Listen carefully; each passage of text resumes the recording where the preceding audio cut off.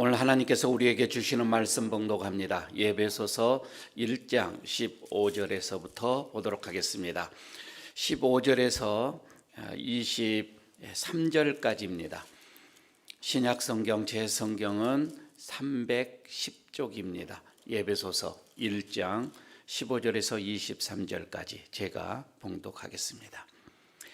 이로 말미암아 주 예수 안에서 너희 믿음과 모든 성도를 향한 사랑을 나도 듣고 내가 기도할 때에 기억하며 너희로 말미암아 감사하기를 그치지 아니하고 우리 주 예수 그리스도의 하나님 영광의 아버지께서 지혜와 계시의 영을 너희에게 주사 하나님을 알게 하시고 너희 마음의 눈을 밝히사 그의 부르심의 소망이 무엇이며 성도 안에서 그 기업의 영광의 풍성함이 무엇이며 그의 힘의 위력으로 역사하심을 따라 믿는 우리에게 베푸신 능력이 지극히 크심이 어떠한 것을 너희로 알게 하시기를 구하노라. 그의 능력이 그리스도 안에서 역사하사 죽은 자들 가운데서 다시 살리시고 하늘에서 자기의 오른편에 앉히사 모든 통치와 권세와 능력과 주권과 이 세상뿐 아니라 오는 세상에 일컫는 모든 이름 위에 뛰어나게 하시고 또 만물을 그의 발 아래 복종하게 하시고 그를 만물 위에 교회의 머리로 삼으셨느니라. 교회는 그의 몸이니 만물 안에서 만물을 충만케 하시는 이의 충만함이니라. 아멘.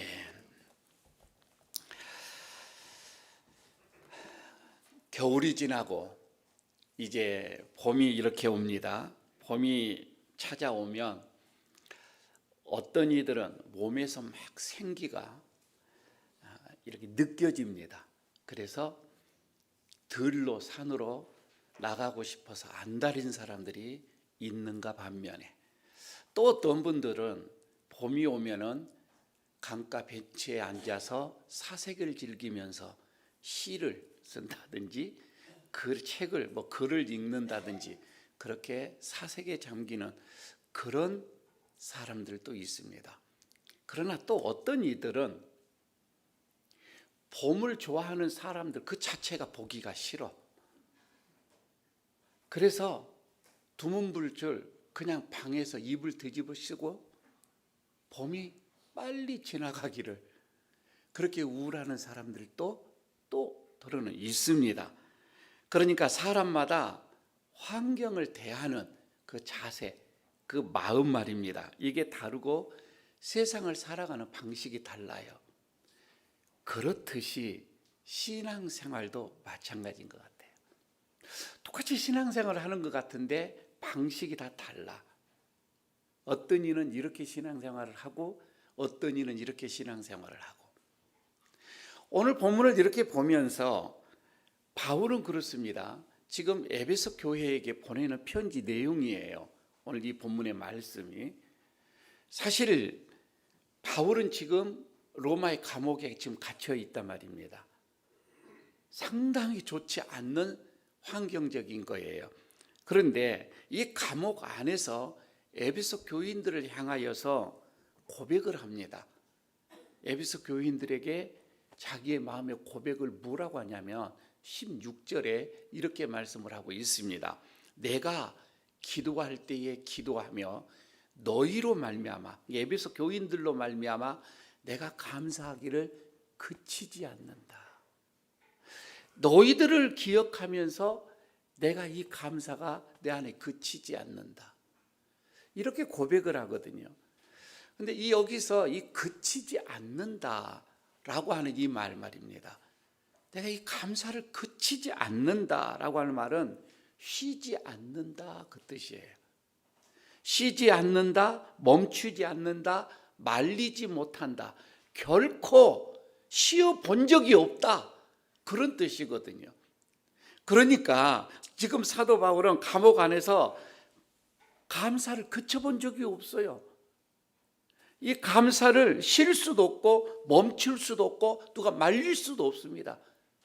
아니 감옥 안에서 사도 바울의 이 감사를 누구도 멈추게 할 수도 없었다 이거예요. 어떻게 여러분 이렇게 감옥 안에서 감사를 계속할 수가 있었을까?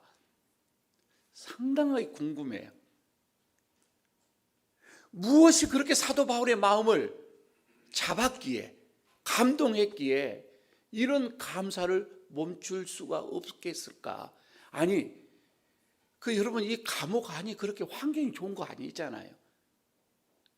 모든 대우가 그렇게 좋았던 것이 아니었잖아요. 우리가 잘 아는 것처럼 여러분 이 감옥 안이라고 하는 이 자체가 힘듦이에요. 그런데 하나님께서는 사도 바울이 이 감사를 통해서 감옥 안에서 자칫 잘못되면 우울의 감정에 빠질 수밖에 없는 그런 환경을 이겨내기 위해서 하나님은 그에게 그토록 감사를 줬던 것 같아요. 여러분 감옥 안에서 하루하루가 견디기가 힘듭니다. 그 감옥 안에서는 여름에는 덥고 겨울에는 춥습니다. 대우가 이루 말할 수도 없는 거예요. 지금처럼 인권이 있는 그런 시기가 아니잖아요. 바울은 지금 죄 없이 억울하게 그것도 감옥에 갇혀 있습니다. 언제 재판을 받을지도 몰라요. 기약이 없습니다. 얼마나 더 이 감옥 안에서 있어야 할지 여러분 날짜가 정해지면 그날을 생각하면서 기다릴 수가 있는데 기약이 없습니다. 아니 어떻게 보면은 여기에서 죽을 수도 있는 거예요. 내 생애가 여기서 끝날 수도 있다. 그런데 바울은 더 마음을 아프게 한 게 있어요. 이 감옥 안에서 바울은 그럽니다. 자기 하나님께로부터 바울이 받은 사명, 소명, 복음 전함인데 미치겠는 거예요. 복음을 전하지 못해서. 빨리 밖으로 나가서 온 열방을 향하여서 복음을 전해야 되겠는데 이 감옥 안에 갇혀 있으니 여기서 이루 말할 수 없는 답답함이 있죠. 여러분 여기서 자칫 잘못하면 우울증에 빠지기가 쉽다 이 말입니다. 물론 바울은 시대 자기를 지키는 그 사람들에게 복음을 전했다라고 얘기를 하고도 있습니다. 하나님은 그렇습니다. 하나님의 자녀들이 어떠한 환경 속에서도 정말 극한 어려움 속에서도 기쁨으로 감사로 이겨내기를 바라고 있습니다. 하나님의 마음이에요. 기쁘게 충만하게 인생을 살아가도록 하나님은 원하고 계신다 이 말입니다. 자, 그렇다면 우울한 이런 감정이 사라지고 기쁨이 충만하게 할 수 있는 그 비결이 뭐예요? 하나, 감사입니다. 여러분 감사하는 거예요. 더 나아가서는 감사가 그치지 않는 거예요. 끊임없이 감사하는 거예요. 여러분 이게 우울한 감정을 벗어날 수 있는 유일한 방법입니다. 한번 생각을 해보십시오. 감사할 때에 내 안의 감정으로부터 나는 자유로울 수가 있습니다. 내가 감사할 때에 어려운 여러분 이런 환경을 극복할 수가 있고 원망과 불평과 이런 것들을 극복할 수가 있고 이런 힘든 세상을 승리할 수가 있더라 이 말입니다. 다시 말하면 여러분 감사를 하게 되어지면 자유인이 되어지는 거예요.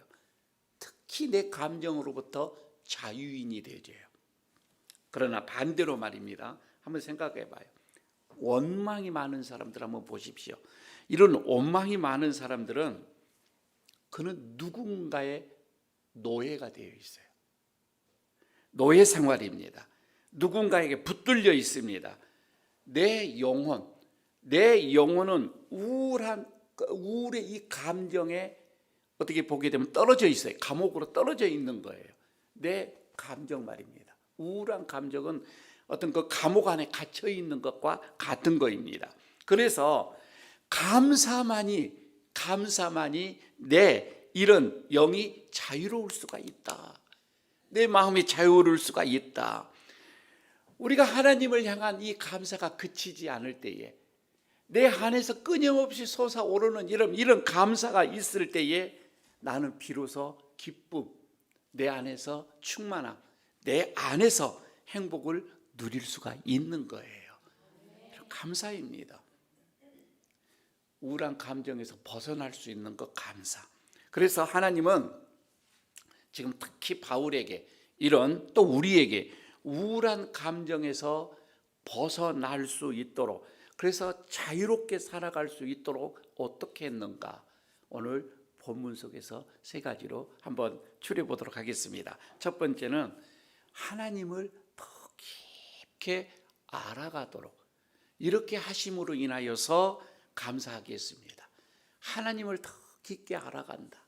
하나님이 어떠한 분이신가 깊게 알아간다. 17절을 보시기를 바랍니다. 이렇게 나와 있죠. 우리 주 예수 그리스도의 하나님 영광의 아버지께서 지혜와 계시의 영을 너희에게 주사 하나님을 알게 하시고. 자, 여러분, 여기서 지혜와 계시의 영을 우리에게 줬다. 지혜와 계시의 영이 누구죠? 성령님이죠. 성령님입니다. 성령님이 여러분 우리 안 속에서 충만하게 되어지면 하나님을 더 깊게 알아갈 수가 있다, 이 말입니다. 하나님과 성령님은 하나잖아요. 같은 하나님이시기 때문에 그렇습니다. 그래서 하나님의 성품과 하나님의 섭리를 깊게 여러분 알아가게 되어지면 희한한 게 하나가 나옵니다. 우리들이 바라보는 이 관점이 달라져요. 그렇죠? 내 안에 하나님이 충만하게 있으면, 성령님이 내 안에 충만하게 있으면, 그래서 하나님을 알아가는 그 지식이 깊어가면 깊어갈수록 내가 바라보는 관점이 달라져요. 그래서 하나님의 눈으로 나를 봅니다. 하나님의 눈으로 세상을 봅니다. 달라지거든요. 확연하게 달라집니다. 여기에서 우울한 감정에서 자유로울 수가 있는 거예요. 혹시 내가 요즘에 또 봄이 이렇게 찾아와서 우울한 감정이 혹시 드는 여러분이 있다고 한다면 지금 내 안에 한번 보시기 바랍니다. 혹시 하나님의 생각이 아닌 부정한 생각들이 나를 잡고 있는지 한번 보시기를 바랍니다. 참 희한한 게 우울의 원인은 대부분이 그렇습니다. 우울의 원인은 환경을 부정적으로 보는 거예요. 나에게 주어지는 내 주위에 있는 모든 것을 부정적인 시각으로 보는 거, 이게 여러분 우울증이에요. 그러니까 같은 환경에서도 사람마다 생각하기에 다르게 받아들입니다. 똑같은 건데, 환경인데 다르게 받아들이죠. 참 희한해요. 부정적인 생각은 자기 인생을 감옥에 가둬버리는 겁니다. 참 무서운 거이죠. 하지만 참 우리는 무지해요. 우리는 너무 무지해서 자신의 환경만 바라보고 있어요. 그 너머를 잘 볼 수가 없어요. 그래서 여러분, 우리가 이것을 깨닫지 못하는데, 놀라운 사실은 우리가 이 부정한 것에서 긍정으로 바꿔지기만 한다면은 우리의 감정도 거기에 따라 바꿔져 버리더라, 이 말입니다. 희한해요. 한번 여러분 내 생각을 한번 바꿔봐봐요. 내 감정도 바뀌어집니다. 그만큼 중요합니다. 여러분, 오늘 본문의 바울을 보십시오. 지금 바울의 몸이 어디에 있어요? 감옥 안에 있다, 이 말입니다. 극한 어려움이에요. 극한 환경 속에 있어요. 그런데 그의 생각은 어디에 있어요? 완전히 하나님의 나라에 있어요. 하나님으로 인하여서 그의 생각이 활짝 열려져 있는 거예요. 그러니까 하나님의 임재 속에서 자신은, 몸은 비록 감옥에 있지만은 그의 모든 생각과 감정은 행복함으로, 기쁨으로 충만해 있더라, 이 말입니다. 하나님과 하나가 되어져 있는 거이지요. 그렇게 하나님의 관점에서 바울은 자기 자신을 보는 겁니다. 하나님의 관점에서 세상을 보는 거예요. 하나님의 관점에서 자기의 지금 왜 내가 이 감옥 안에 있는가를 생각하는 거예요. 하나님의 관점입니다. 이렇게 보니까 이 긍정의 생각이 쫙 열리는 거예요. 부정의 생각이 아닌 거예요. 결국 하나님께 그는 감사합니다. 그리고 그 우울할 수밖에 없는 그 감정에서 완전히 그는 자유로운 사람이 됩니다. 그래서 감사를 이렇게 하는 거이죠. 두 번째는 하나님이 그럽니다. 하나님의 일하심을 보게 합니다. 그러면서 감사하게끔 하는 거예요. 하나님의 일하심을 본다. 오늘 보면 15절을 보시기를 바랍니다. 이게 나오죠. 이로 말미암아 주 예수 안에서 너희의 믿음 그리고 모든 성도를 향한 사랑을 나도 듣고 이렇게 얘기를 하거든요. 그러니까 바울이 지금 그치지 않고 이 감사하는 그 조건이 뭐냐면은 에베소 성도들의 그 믿음 그리고 그 사랑, 이것을 보고 감사했던 거예요. 아니 가만히 생각해보면 지금 바울은 감옥 안에 있잖아요. 에베소 성도들에게 어떻게 자기가 뭔가를 지금 해주는 것이 없어요. 아무런 사역도 못하고 있어요. 그럼에도 불구하고 에베소 교회 성도들은 믿음은 계속 성장해 가더라 이거예요. 자기는 지금 감옥 안에 있어서 그들을 돌보지도 못했어요. 그런데 그들은 공동체 안에서 그들의 사랑이 이렇게 커져가는 거예요. 성도 간의 사랑이 더 깊어져 가는 거예요. 이게 바울은 너무너무 감사하는 거예요. 그런데 바울이 가만히 생각하면 나는 여기에 있는데 왜 저들이 저렇게 믿음이 성장하고 사랑이 깊어져 가는가? 내가 하는 것은 아닌데 이거 누가 하는 건가? 누가 해요? 하나님이 하시는 거예요. 다른 일은 설명이 안 되는 거예요. 지금 바울이 에베소를 떠난 지가 언젠데 그렇게 이 에베소 교회가 성장하는 모습이 누가 했느냐 이거예요. 하나님이 하셨다 이 말입니다. 이것을 바울이 생각하는 거예요. 그래서 하나님께서 하시는 일, 하나님께서 저토록 하시는 일이 성도들의 믿음이 성장하고 성도들의 사랑이 충만해져 가는 거구나. 하나님이 하시는 일을 보게 되는 거예요. 그래서 감사하는 거예요. 사도 바울은 그럽니다. 나는 하는 게 없다. 하나님이 하시는 거구나. 여러분 참 인간은요, 사람은 그렇습니다. 누구나 내가 하는 일로 인해서 다른 사람들에게 인정받고 싶어하는 그런 욕구가 있어요. 참 잘한다. 그런 말 듣고 싶죠? 듣고 싶잖아요. 나만 그런가요? 우리 모두가 다 그럴 거예요. 그런데 말입니다.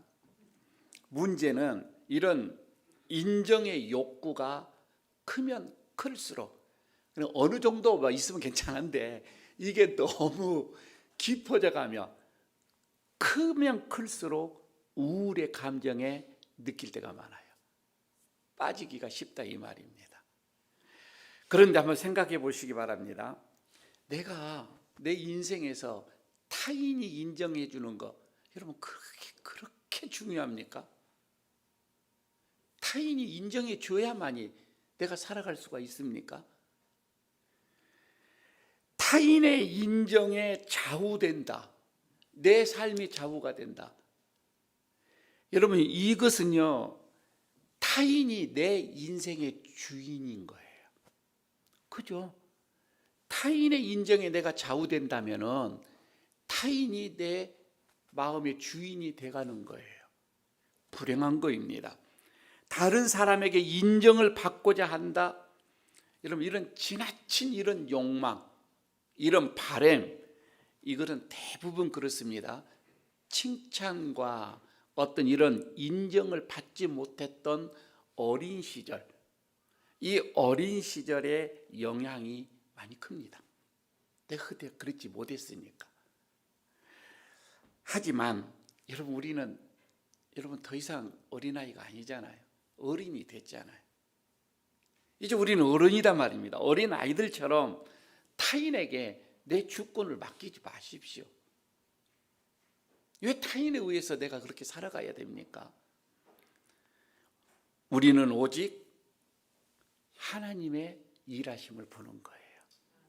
하나님이 하시는 것을 보는 거예요. 누가 여러분의 인생의 주인입니까? 여러분의 인생의 주인이 누구예요? 하나님이시잖아요. 하나님이십니다. 그분이 여러분의 인생 가운데 지금 일하고 계신다 이 말이에요.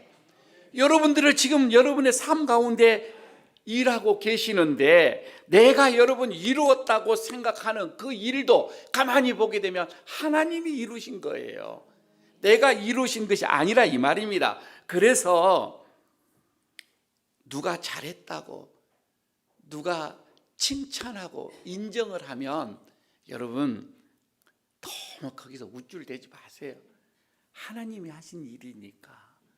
내가 하는 일이 아니잖아요. 사실 하나님이 하셨습니다. 좀 이렇게 해주면 얼마나 좋아요. 그런데 우리는 대부분 아주 우쭐해가지고 여기에 힘이 얼마나 들어간지 모릅니다.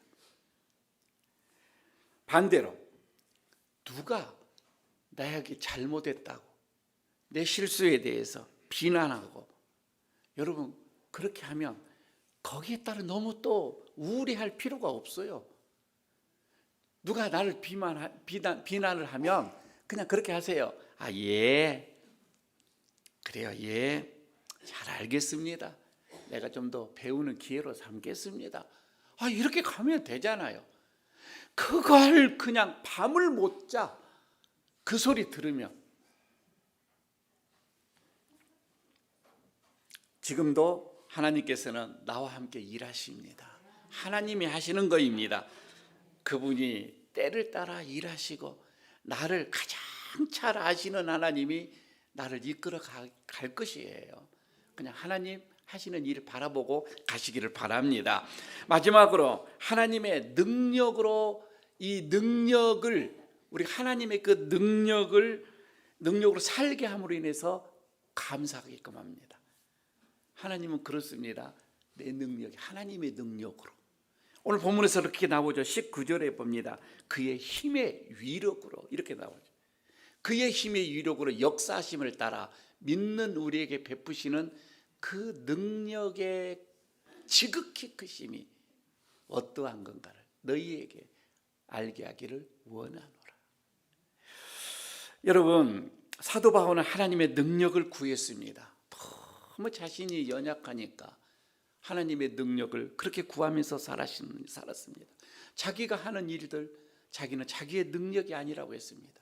모든 거 하나하나 다 하나님의 능력이었고 또 하나님의 능력으로 살기를 그렇게 원했던 사람입니다. 그런데 여러분 가만히 한번 보시기 바랍니다. 자신의 능력대로 사는 사람들이 우리 주변에 너무 많아요. 자기의 능력대로. 그러니까 자기의 능력을 믿어요. 내가 계획한 대로, 내가 이렇게 설계한 대로, 여러분 이렇게 그것을 성취하고자 하는 그 열망이 큰 사람들이 많죠. 많아요. 주변에 보게 되면은. 그래서 그런 사람들은 잘 좀 내가 계획하고 내가 준비하고 그래서 노력한 만큼 딱 이루어져야 되는데 덜컥 시험에 떨어져요. 진급에 실패해요. 사업이 망해요. 잘 되지가 않아요. 여러분 그렇게 되면 크게 이 사람은 더 보통 사람들보다 더 낙심합니다. 더 자신을 책망합니다. 그러면서 또 우울의 감정으로 또 빠져가요. 그리고 대부분이 그렇거든요. 여러분 어떻게 여러분 내가 원하는 대로 다 성공하는 사람이 어디가 있어요? 만약에 내가 원하는 대로 된다면 저는 솔직하게 지금쯤 내 나이에 한 10만 명 모아놓고 나 설교할 거예요. 내가 원하는 대로 한다며 말입니다. 그러나 그렇게 안 되잖아요.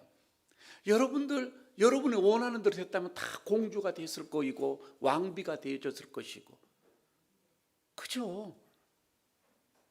내가 원하는 대로, 여러분 이거는 자신의 능력을 너무 과대평가한 거예요. 우리 사람들은, 인간은 여러분 전능자가 아닙니다. 아니에요. 온전하지 못한 존재입니다. 늘 우리는 부족합니다. 우리의 인간은 불안정하다. 여러분 이렇게 받아들이는 거입니다.